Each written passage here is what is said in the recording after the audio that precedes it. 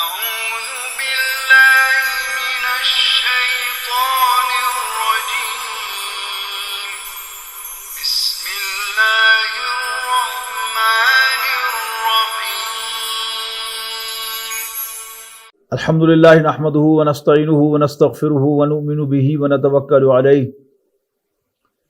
ونعوذ بالله من شرور أنفسنا ومن سيئات أعمالنا من يهده الله فلا مضل له ومن يضلله فلا هادي له ونشهد أن لا إله إلا الله وحده لا شريك له ونشهد أن سيدنا محمدا عبده ورسوله أرسله بالهدى ودين الحق ليظهره على الدين كله وكفى بالله شهيدا فصلى الله عليه وسلم تسليما كثيرا كثيرا أما بعد فأعوذ بالله من الشيطان الرجيم بسم الله الرحمن الرحيم لقد خلقنا الإنسان في أحسن تقويم.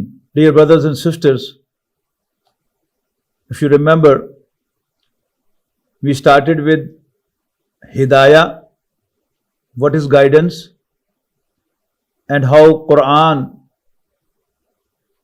is a guidance for mankind. Then we studied our Lord, and that was what is the Quranic introduction of Allah Ta'ala, Allah Almighty. Then we studied Muhammadur Rasulullah Sallallahu Alaihi Wasallam, which was to share with each other that what is the real status of Rasulullah Sallallahu Alaihi Wasallam.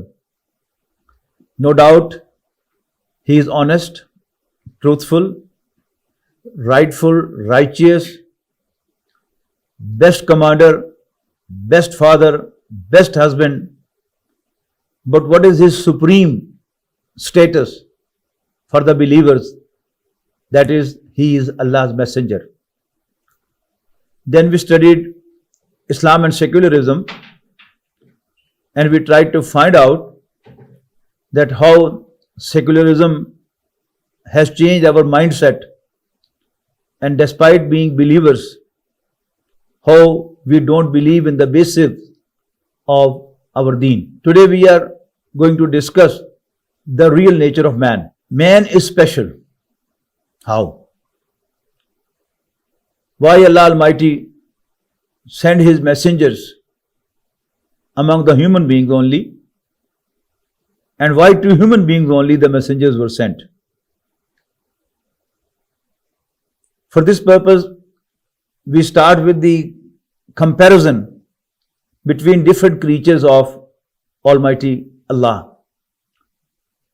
For example, first creation that is before us is the physical objects. The second creature before us is plants.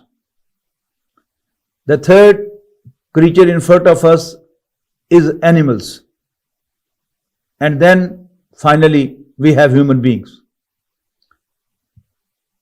Let's compare them with each other so that we can clearly recognize what is a physical object, how it differs from a plant, and how the plants differ from animals, and how man differs from animals. First of all, we try to find out what are the physical objects. Physical objects were best studied by Newton, and Newton's first law of motion can be summarized as an object at rest will remain at rest, and an object in motion will remain in motion until and unless there is an external force acting on it. This is a glass lying on the table. Whenever I apply a force to this glass, it will move from one place to another. If I tilt the table, gravitational force will act on it and it might fall down. So without an external force, a physical object cannot move. As compared to the physical objects, We have living beings. And the first category of living beings is plants, which every one of us can see and appreciate. I'm not talking of the microorganisms that only the people who look into the microscope can appreciate them. We all know what is a plant. We know how it behaves, how it grows. Plant is living and it grows on its own. Because of growth, it generates an internal power, an internal force, which makes the seed split. And then an embryo plant comes out of it. Then it further grows. Its stems rises up and then spreads. And its roots, they go down and then spread. But we see a limitation in the plant. The seed of the plant splits on its own. Its branches, its roots, they grow on its own. But a plant cannot bodily move from one place to another. As compared to the plants, we have animals. We find the animals moving in all the directions. An animal can move forward and backward, right, left. It can swim. Some of the animals can swim. Then some of the animals, the birds, they can fly. They can go up, they can come down. But again, let me say, the nature of animals was best studied by Darwin. One is Darwin's theory of evolution. That has not been approved even in the science. But the study of animals, animal nature, that certainly is approved by the scientists, and even we all of us can appreciate that yes, he was right. He says the animal movements are in fact a struggle for existence. Animals eat, drink, retaliate and reproduce for their existence. Their struggle is at two levels. First level is to preserve themselves. Every animal struggles to preserve itself. And in this course, he eats, drinks, retaliates. We as Muslims recognize that Allah Almighty has made an arrangement that whenever he becomes weak, he feels hungry, thereby he looks for the food. Whenever there is a deficiency of water in an animal, he feels thirsty and thereby he looks for the water. Whenever he feels some danger, Allah Almighty has blessed animal with an anger and thereby an animal retaliates. Then those of us who have studied science a little bit, amoeba, it was a unicellular, one-cell animal. Whenever an amoeba feels a danger, it thickens its wall and divides its nucleus into multiple nuclei. Then each small nucleus collects around it some protoplasm and then forms a wall, and then the outer shell breaks and one amoeba turns to multiple nuclei. This is reproduction. Now in animals we find that whenever an animal is able to reproduce, he feels an attraction for the opposite sex and they become attracted to each other, and then they have physical contact and the reproduction starts. But the desires which Allah Almighty has blessed animals with, that they feel hungry, they feel thirsty, they feel angry, and they have a desire for the opposite sex.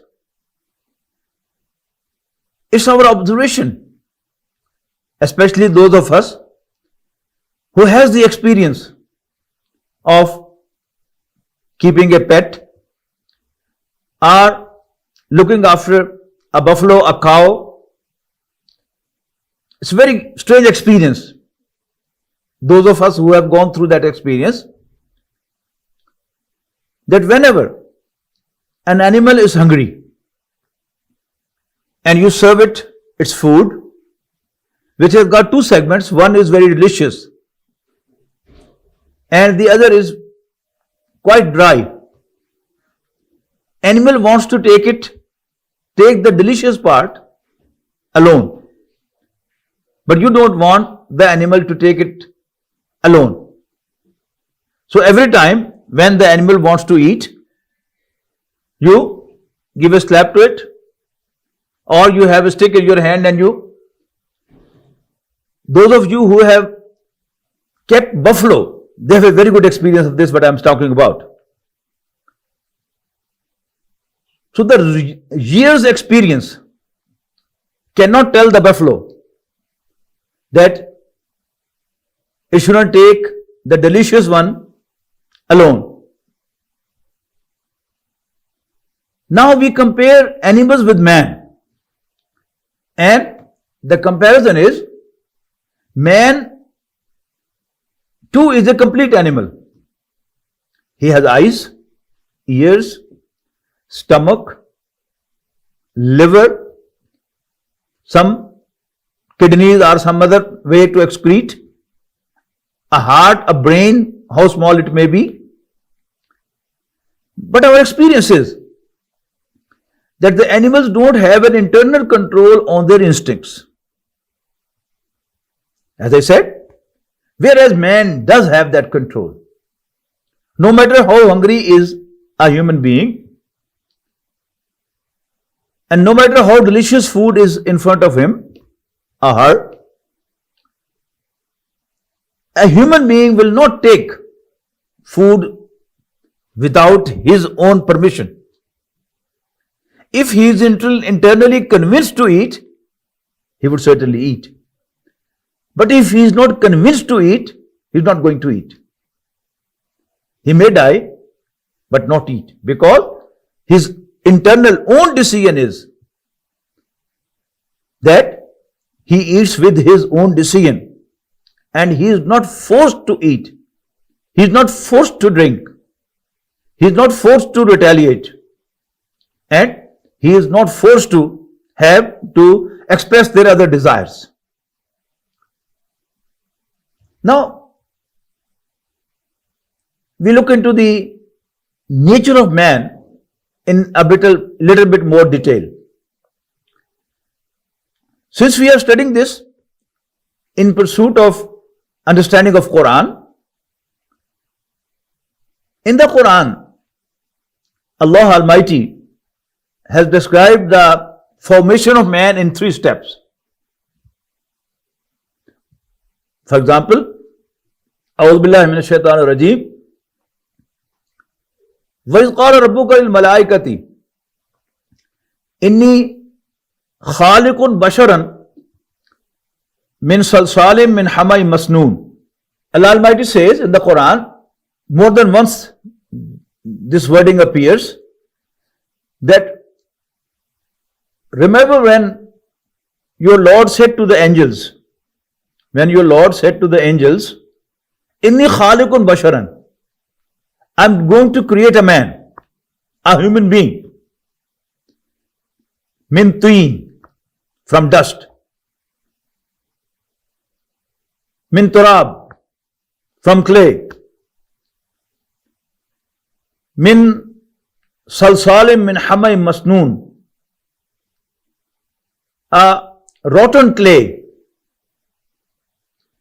which produces sound, cracking sound when it is dry. That was the first step. Faiza sawwaituhu. Then when I finish it, sawa means equal, taswiya, finishing. You have a wall built, you don't like to look at it. You finish it. And what is finishing? Wherever there is a depression, fill it. And wherever there is an elevation, just trim it. The rubbing of the sandpaper is again the same thing. The elevated areas are trimmed and now it looks very nice. You like to work with it. You like to sleep by that. That is taswiyah. And the third is وَنَفَخْتُ فِيهِ مِنْ رُوحِي. And when I introduce to him from my ruh, فَقَوْ لَهُ سَاجِدِينَ. Then you turn prostrate before him. Now, let us analyze these three steps. The first step, creation, that is the creation of the human body, which is an animal body basically, as I said earlier. And it's important to understand three terminologies. That whenever say Allah did, it might have three different ways. One is creation. In creation, Allah Almighty produces something by a certain process. And in that production, some time is certainly involved. Process and time. And the other way when Allah Almighty produces something is from His Amr. Amr means command. And about Amr, Allah Almighty has clearly said, most of you must remember the ayah from Surah Yasin, Innama amruhu idha arada shay'an an yaqula lahu kun fayakun. Indeed, Allah's Amr is that whenever He decides to do something, to produce something, He simply tells it to be, and there it is. So, no time is involved and no process is involved. Ruh is from Amr. In Surah Al-Isra, Surah Bani Israel, we find that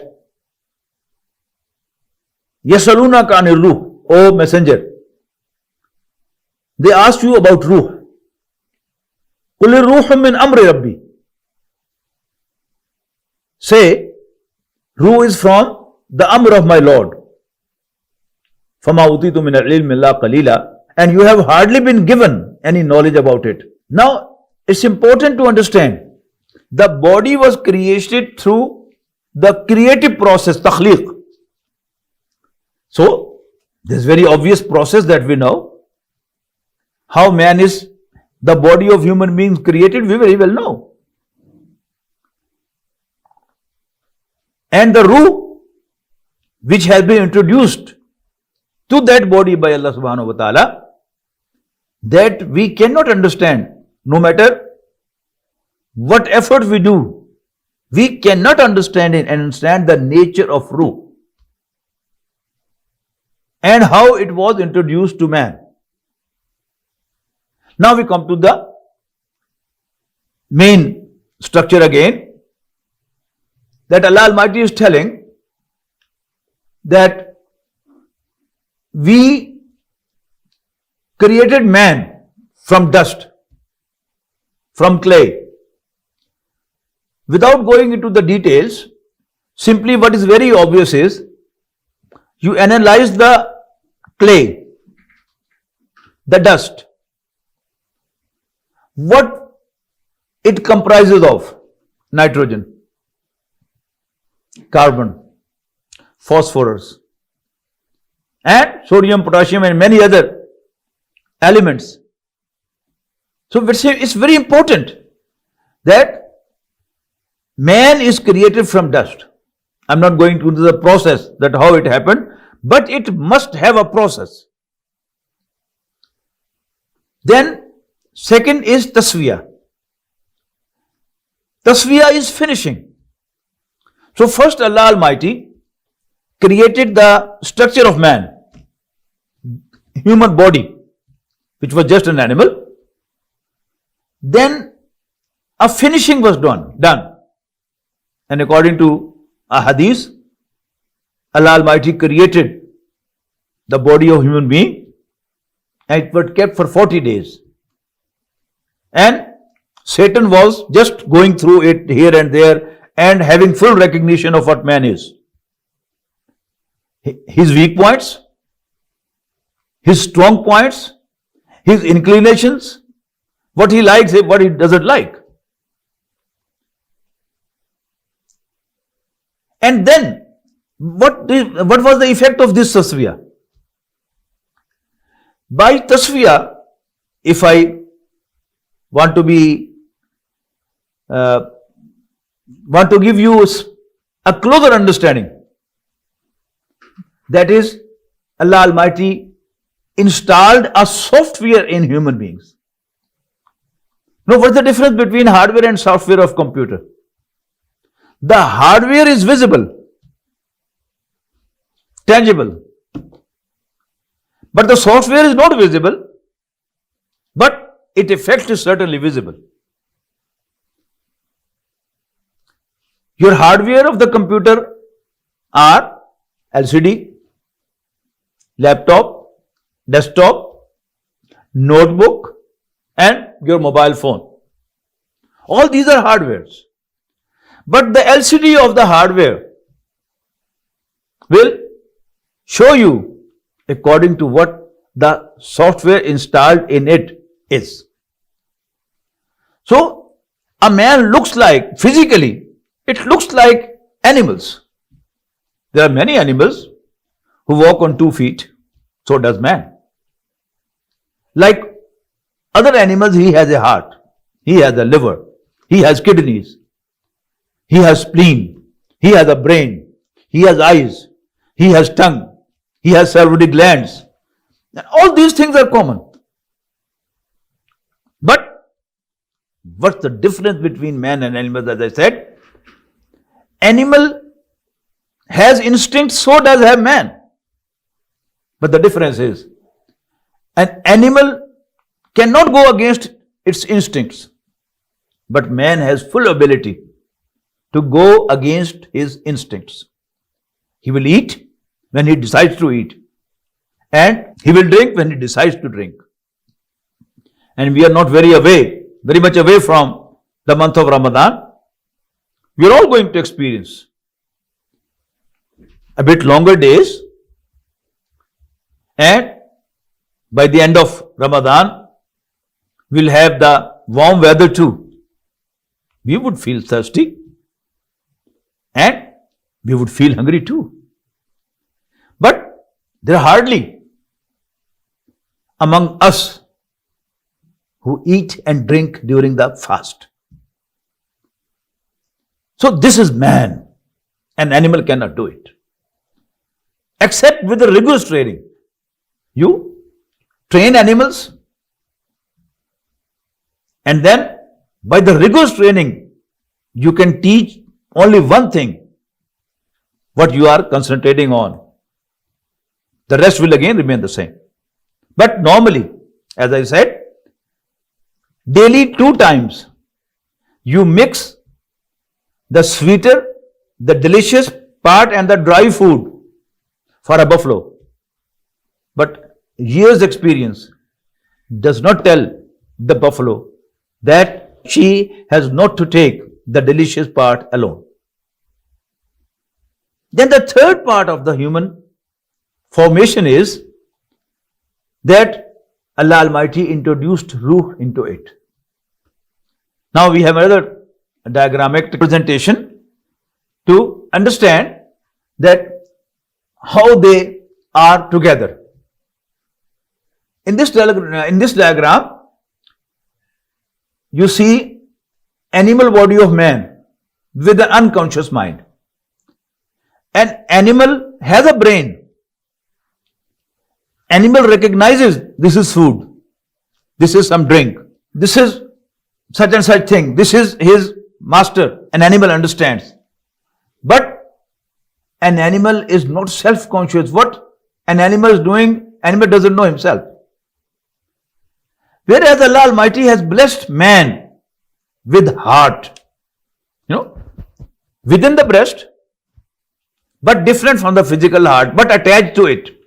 It's very clear that in the dictionary some people have added the meanings of brain also to heart. No. Allah Almighty makes it clear in Suratul Hajj. Innaha la ta'mal absar. Indeed, eyes don't go blind. Walakin ta'mal qulub allati fi sudur. It's in fact the hearts in the breast who go blind. Abu Lahab, who was the real uncle, paternal uncle of Rasulullah sallallahu alaihi wasallam, and he must have a very good eyesight, but he could not recognize his own nephew Muhammad sallallahu alaihi wasallam that he has been appointed by Allah subhanahu wa ta'ala as a messenger, as a prophet. So, and then in that heart, Allah Almighty has introduced Ruh, which is a light, which shows divine direction in the soft form to be felt in the heart. Now, how these forces are the different things they act. We go into the next diagram.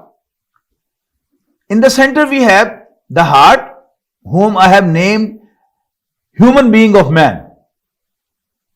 And then we have animal of man, which is the animal body of the human being. And we have got then angel oblique ruh in man. So man is a compound structure. It has a physical body which is represented by the animal instincts which influence to the human being. Now, the animal body influences the human being of man of man, heart of man in the form of hunger, thirst, anger and sex. And then the ruh from above, it again tries to influence our heart, and we have the feeling. The feeling of hunger, thirst, anger and sex comes in the heart. And so does the feelings from above, from angel of man or ruh of man, also are felt in the heart. Number one, recognition of our Lord. Our complete talk on our Lord, Allah subhanahu wa ta'ala, how we feel it. Interestingly, Allah subhanahu wa ta'ala, before the creation of our body, our arwah, our souls were created. And our souls are from Amr, as I said. We cannot exactly comprehend how they are, what they are, but we certainly feel them. Allah Almighty created the arwah, the souls, and from Surah Al-Araf, it looks like that a body was also given to them. But then a big assembly of all the human beings was called, and Allah Almighty exposed Himself to them. and asked them a question. Alastu bi rabbikum? Am I not your Lord? Qalu bala. They all said, yes, indeed. Shahidna, we do witness. Then Allah Almighty said, An taqulu yawm al-qiyamati inna kunna an hadha ghafilin. Lest you should say on the day of judgment that we have no idea. Or you say, innama ashraka abauna min qabl. The shirk was done by our forefathers. وَكُنَّا ذُرِّيَّةً مِّن بَعْدِهِمْ, and we were just their offsprings. أَفَتُهْلِكُنَا بِمَا فَعَلَ الْمُبْطِلُونَ.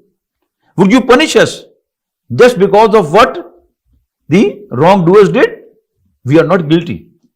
Allah Almighty exposed Himself to our souls. And we all recognized Him. Yes, He is our Lord. When we came to this life, in this world, we forgot His name. But we certainly remember how He was, what He was, what He looked like, what was His characteristics. That we certainly know. And one we all know and we all remember is, He was perfect. He was perfect. And there was no fault, no defect, no shortcoming in Him. Therefore, when we come to this world, we love everything which at a moment appears to us perfect, faultless, flawless, having no shortcoming. But our experience, on the other hand, is that I'm 67. Some of you might be older than me, some younger than me. And each one of us has the experience that there's nothing perfect in this world.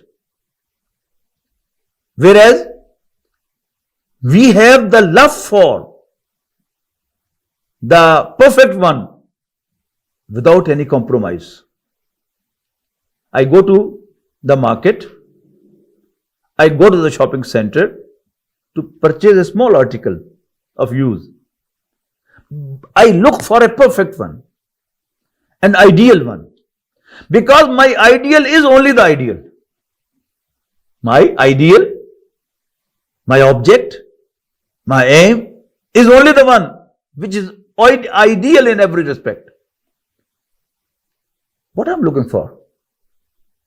My 67 years experience, at least since I'm conscious, my 60 years experience is that there's nothing perfect here. But I cannot compromise with this desire of mine. Whom am I looking for? What am I looking for? Since my experience is that there's nothing perfect here, actually, I have seen a perfect being. That is God Almighty, Allah Subhanahu wa Ta'ala. And I have immense love for Him, an uncompromising love for Him. So, the first effect that we have on our heart, from our soul, that we recognize our Lord. The second is that we love our Lord from the core of our heart. Although we don't remember His name. I build a house, and till this date, I build a perfect house. I don't leave any shortcoming, any defect in my house. But after 2 years, I'll find, oh, this is an outdated house. It has this shortcoming. It has got this defect. It doesn't look nice now. My experience could tell me 2 years before also that its perfection will not last. Yet I cannot make a compromise on this issue. So, This is the effect of my soul, effect of my ruh in my heart. Then, two other things. One is the awareness of good and bad. I should not tell a lie. How did we learn this? Was it our mother or father who told us? Or it was our teacher who told us? Was it our society who told us, don't lie, don't cheat? It was from inside.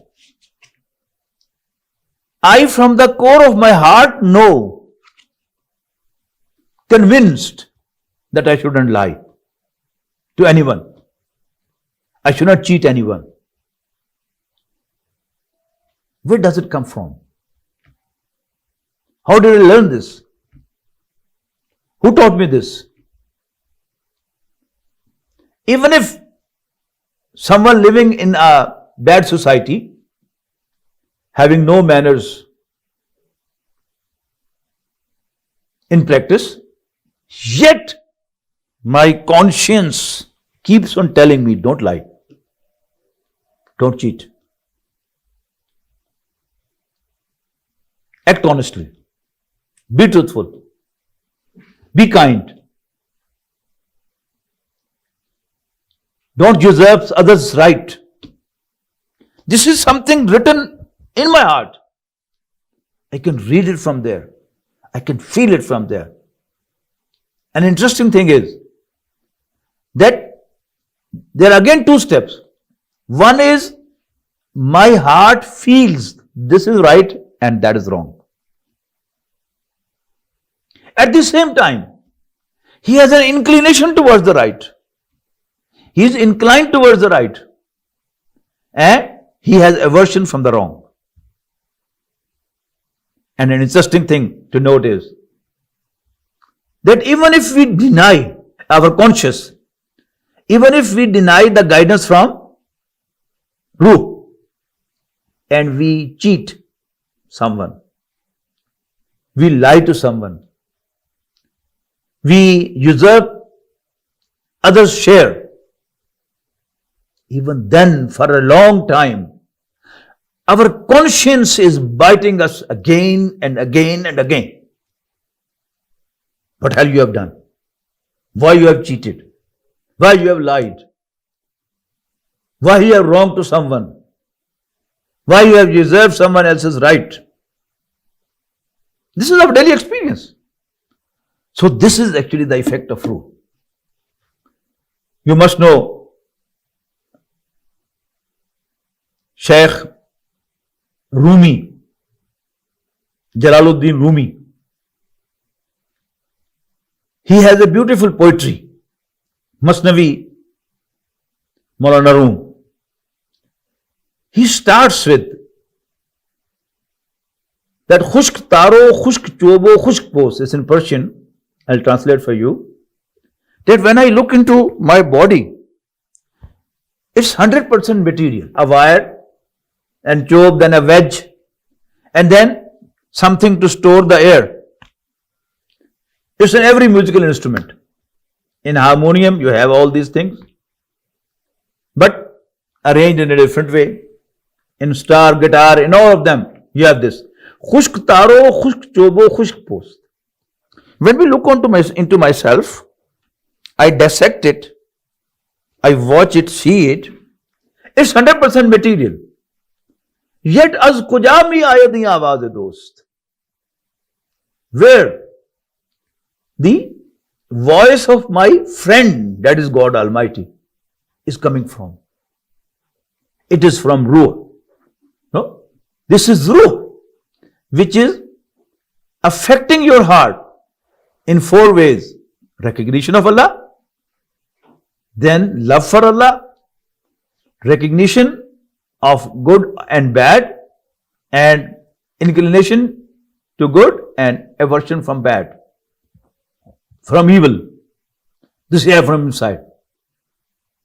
Now it is the human being of man, who tells us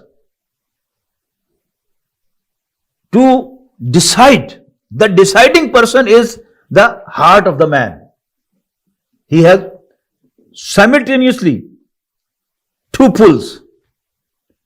The animal body pulls man to itself and asks to eat. Asks man to provide him to eat, provide him to drink, and seeks permission to retaliate in pursuit of his safety. And then this animal instinct makes him inclined towards the opposite sex and thereby have physical contact and go on. These two things are going opposite to each other. And from above, from Ruh, you are having these three things. Now the deciding factor is human being of man. And our experience is that if we respond, the animal part of man, we become turning to the animals. And then if we respond to the Ruh and the angel, which again is from the light created by Allah subhanahu wa ta'ala, Ruh is also a light, angel is also a light, then you will feel from inside as something very sober, then something very much like angels, who is always looking for the good, for the righteousness. And if you respond to the animal part of the man, then you will find, as if you have become an animal.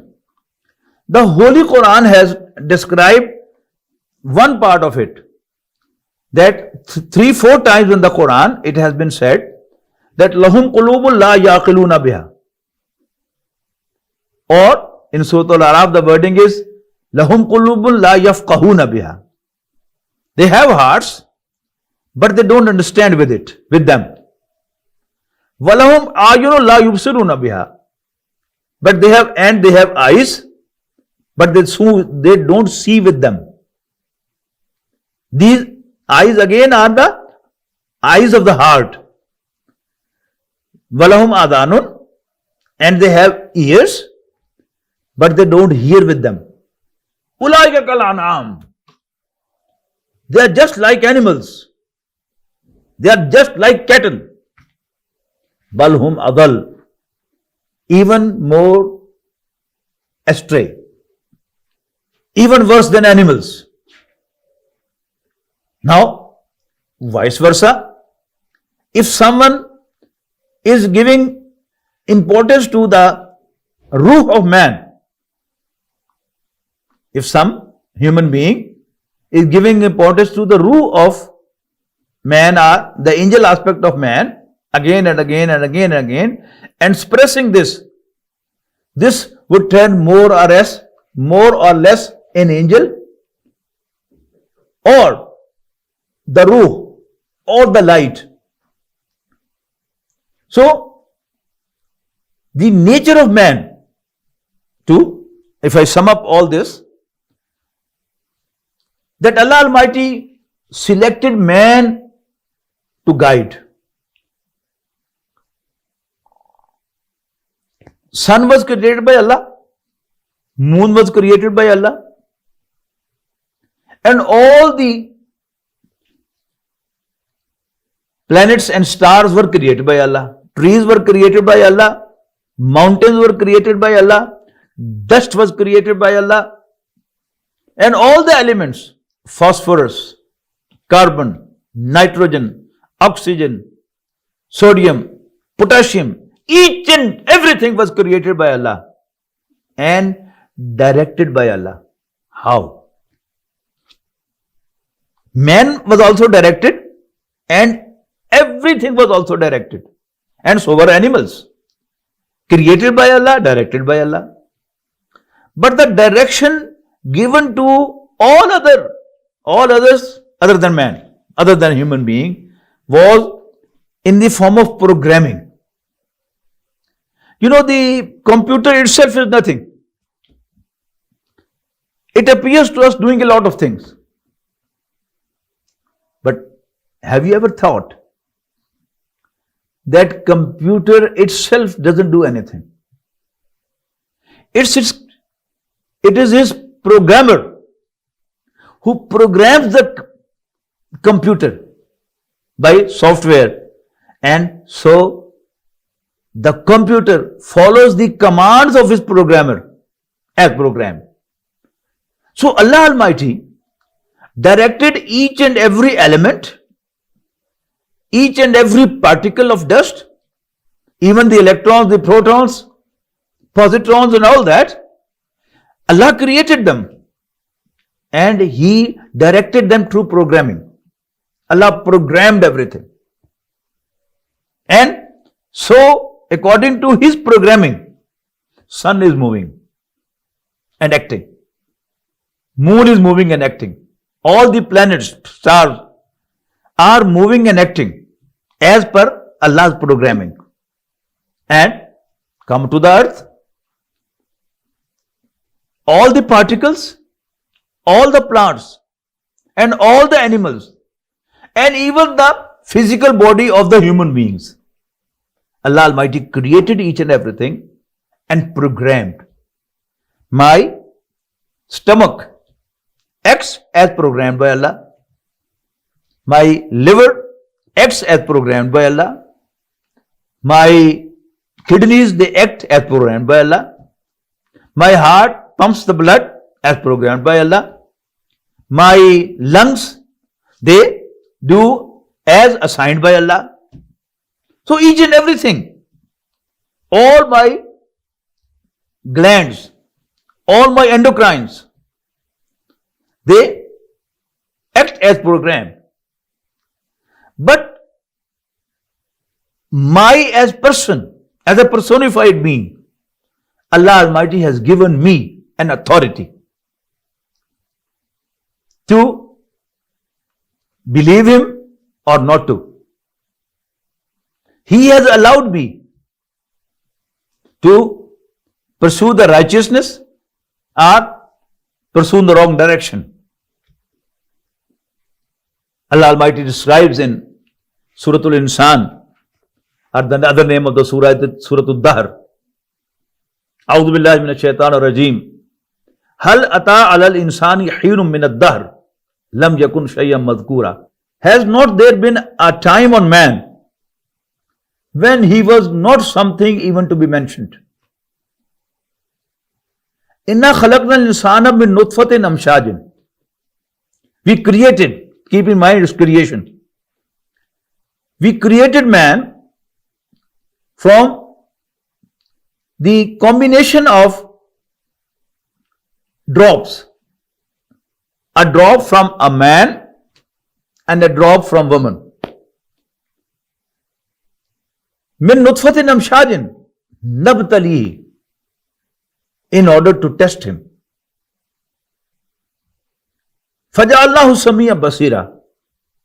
Thereby we made him seeing and hearing. Hearing and seeing. Inna hadaynahu sabila. We have showed him the way. We have showed him the path.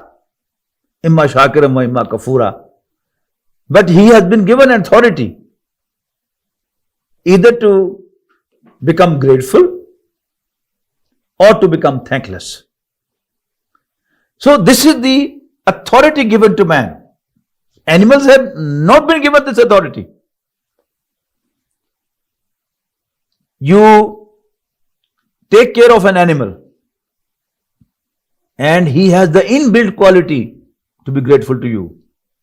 When you will appear to the animal, he will, within his eyes and within his movements, he'll produce a little bit of sound, or he will just move its tail, or just move here and there to be grateful to you. But Allah Almighty has given authority to man, whether to be grateful to his Lord or not to be. So, هل أتى على الإنسان حين من الدهر لم يكن شيئا مذكورا إنا خلقنا الإنسان من نطفة أمشاج نبتليه فجعلناه سميعا بصيرا إنا هديناه السبيل.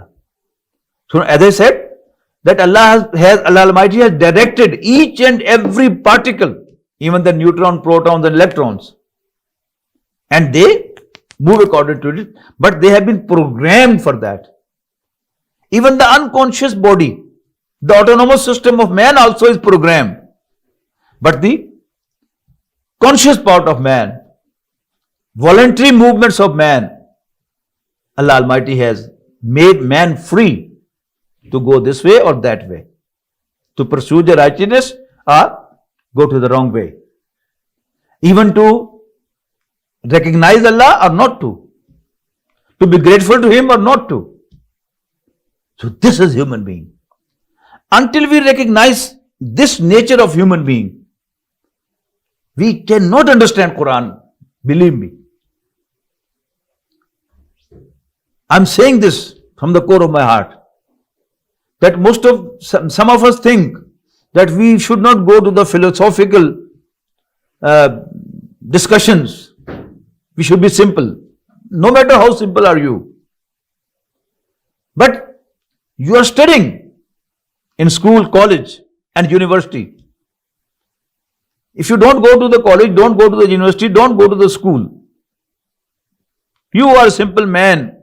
You live in a village and there you eat, drink, go to the bed, rise early in the morning, work in the farms, and then you continue. But if you are going to the university and if you are going through secular education, as I said in the last talk, that in a very subtle way, without allowing us to realize and know that our mindset is being changed and our belief is being taken away. All this is happening. We are the victim of these acts of our enemies. Now, to go to that level, we must understand the Quran also to that level. And to understand Quran to that level, you have basic questions. Because, as I said last time, that Freud said that religion is nothing. This superconscious is nothing. The recognition of good, inclination towards good, is nothing. This is just something being imposed from outside. No, it's not being imposed from outside. Allah Almighty has kept Himself in our minds, in our hearts, very much there from birth. From the very beginning, we know Allah. We have seen Him already. We have recognized Him already. We love Him to the utmost. And that is why we are after the perfect things. Everything which appears to us perfect, we love Him. We pursue Him. We are after Him. And whenever we find some fault or defect, simple question, I love you. You love me. As long as my assumption is there that you are perfect, I love you. And so would you love me as long as you assume that I am perfect. But I am not perfect, you are not perfect. More I find faults, shortcomings and defects in you, I won't love you anymore. And more defects and shortcomings you will find in me, you cannot love me anymore. It's a hard fact which we must recognize. So, the physical objects cannot be loved when they appear to us imperfect, short. And even the human beings cannot be loved when they appear to us imperfect, short, faulty. So, what we love, what we are looking for our Lord, Allah subhanahu wa ta'ala. He is perfect, we love Him. And when we assume about someone that he is perfect, we love him. And the moment we find that he is not perfect, we cannot love him or her anymore. That's all for today. I pray to Allah subhanahu wa ta'ala that He makes us all perfect human beings who love Him, who pursue Him, who love the righteousness, pursue the righteousness. Akhiru da'wana and alhamdulillah rabbil alameen.